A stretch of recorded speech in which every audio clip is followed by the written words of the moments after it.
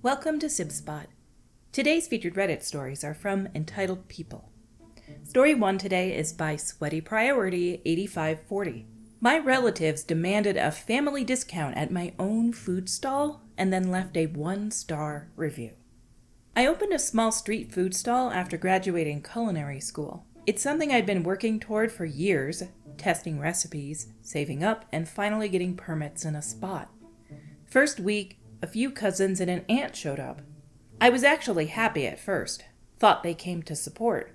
They ordered a ton, like enough for 5 people when there were only 3 of them. When I gave them the bill, they laughed. Literally laughed. My cousin goes, "Wait, you're charging us? We're family." I tried to explain that this is my actual job now and everything I make goes back into keeping the stall running. My aunt scoffed and said, "Well, I guess success went to your head. Thought we were closer than that." They paid, but with so much attitude it ruined my whole vibe that day.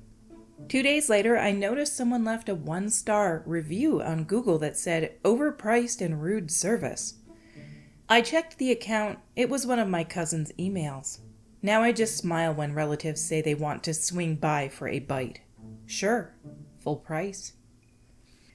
These people are awful. You don't get free food if you go to even a restaurant that's owned by somebody whose family if they can't afford it if they just started. That's ridiculous. We're going to get enough food for 5 people with the 3 of us, and we're going to not pay you for it. You're just going to give us a free meal. That is pure insanity and entitlement right there. Also, a 1-star review can really hurt your business if this is what you've decided you're doing now. I'd be confronting your cousin about it and saying, you need to take that off there, but it might actually make things worse. These people don't sound like they're even valuing you as family. They're just tormenting you. It's awful. Our next story is by Happy Llama 78625. Lady gets annoyed when I call my aunt and uncle mom and dad. Here's some important background information. When I, 18 female, was 3 years old, my father unfortunately died in a car crash, leaving my mother alone to take care of me. But with the death of my father, she spiraled into depression and she became an alcoholic. And the alcohol addiction opened up to a drug addiction, and that's when my father's family stepped in, and with the help of the courts removed me from her custody. From there, I was put into the care of my aunt on my father's sister's side and uncle, and they eventually adopted me after my mother passed away about a year later. So I've spent most of my life with my aunt and uncle, and during middle school I started to call them mom and dad. It just feels right to me, and no one in my family has issue with it, at least they haven't said anything about it. Until this weekend. I am going to refer to them as mom and dad for the rest of this post. So this weekend, we went to spend Memorial Day weekend at my grandparents' on my mom's side. They have like a 2-acre plot of land, so it's common for my extended family to go there on special occasions and holidays. Well, this weekend, I got to meet one of my cousin's fiancés. It was my first time meeting her, and I'm not going to lie, she was a bit obnoxious, and she came off as a bit spoiled. Like, she seemed like the kind of person who would announce a pregnancy at a wedding. On Saturday, me, my mom, dad, cousin, fiancé, and uncle, cousin's parents, were sitting at a table outside in the backyard chatting. The fiancé looked at me and said, "It's crazy how much you look like your mom, like you look nothing like your dad." Then she said to my dad, "You sure she's yours?" The joke flopped hard, and my dad and cousin gave a courtesy chuckle, and my mom spoke up and said, "Well, she's my brother's daughter. He, died when she was 3 and her mom couldn't take care of her, so we've been raising her." The fiancé then said to me, "Oh, but you called them mom and dad a few minutes ago." I replied, "Yeah," and everyone was quiet for a sec, and the fiancé broke the silence with, "Why?" I was a little confused and a bit annoyed and said, because I can? It's what I want to call them." "But that's weird. They're not your mom and dad. I don't like it." I was fed up with her by now and said, "Okay, I'll make sure to write that down in my notes." The table was silent, and it was super awkward after that, and I dismissed myself from the table and went to hang out with my grandma. I thought that the whole situation was over, but the next morning I walked into the kitchen and my mom, grandparents, and the fiancé were there. I walked up to my mom and hugged her and said, "Good morning, Mom." After I said that, the fiancé looked at us and said, I already told you I don't like it when you call them that. They're your aunt and your uncle, not your parents. My grandpa said, it's none of your business what the girl calls them. Mind your own business. After that, she didn't really talk to me much, but she would give me weird looks whenever we were in the same room. Hopefully, I won't see her again for a while. I kind of feel bad for my cousin who has to deal with her. Sorry if this post was long or boring or both, but thanks for reading. This woman is crazy, entitled.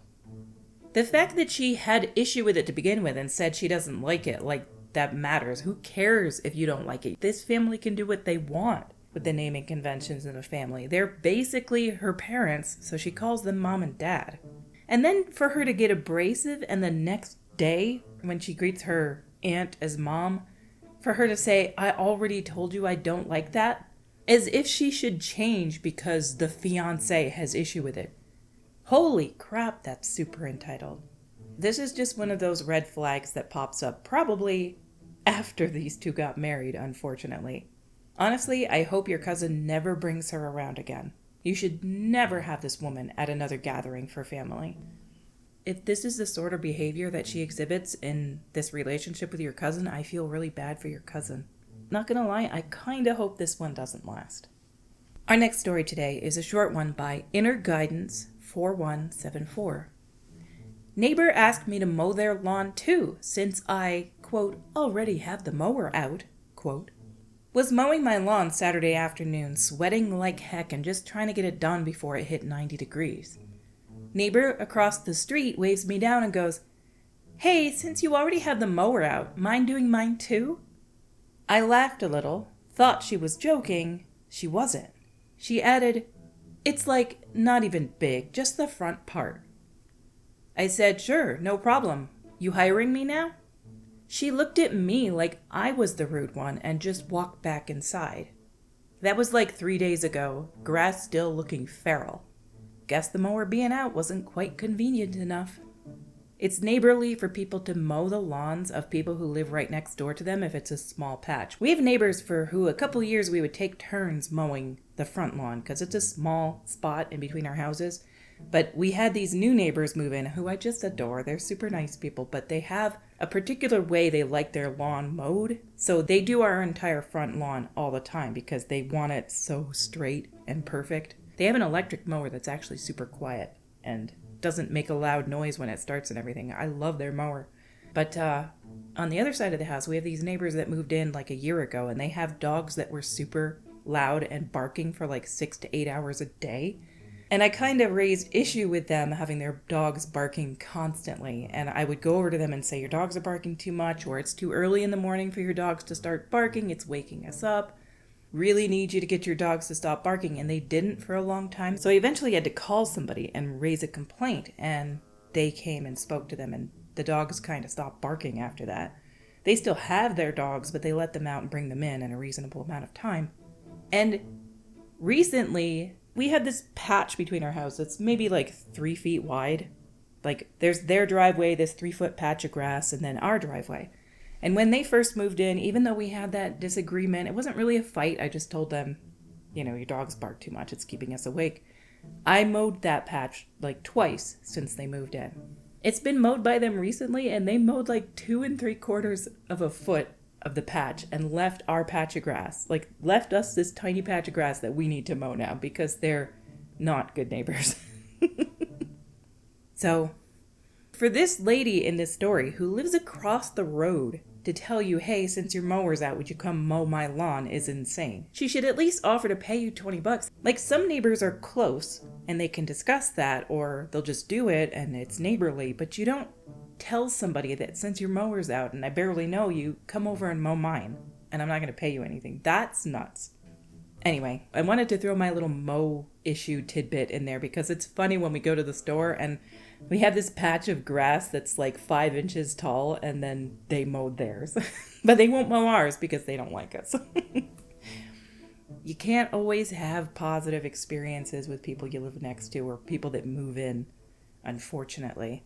We're good with the neighbors on the left, but we're not great with the neighbors on the right. And we try to say hello to them or wave to them, and they just ignore us. Like, they treat us like we don't exist, basically. We're actually going to be mowing a little later today, and I'll get that little quarter of a foot part mowed as well. So I might even mow their strip just so that it all matches. But what can you do?